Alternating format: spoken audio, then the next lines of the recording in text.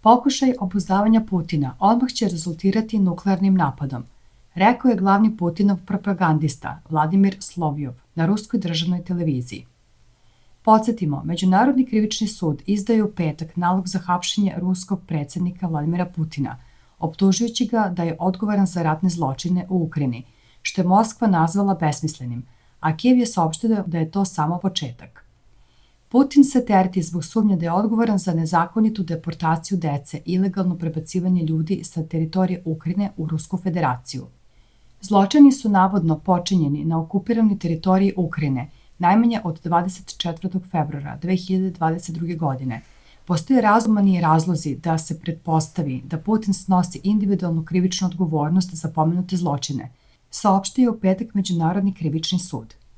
Solovjov, i koji vodi TV emisiju na ruskoj državnoj televiziji, kao i radio emisiju na stanici koju kontroliše Kremlj, komentarisao je nalog za hapšenje predsjednika Putina. Novinar BBC-a Francis Scar je u ponedeljak na Twitteru postavio snimak prevedenog videa koji pokazuje reakciju Solovjova na optužnicu, a na kojoj se vidi kako Putinov propagandista poziva na nuklearni udar na zemlje koje se pridržavaju haške optužnice, prenosi N1. Svaka struktura ili zemlja koja se samo usudi kao nemačka đubrad, njihov ministar, da kaže da planiraju da sprovedu nalog za hapšenje, to je objava rata i zahteva hitnu upotrebu nuklearnog udara na tu zemlju, rekao je Slovjov u svojoj emisiji.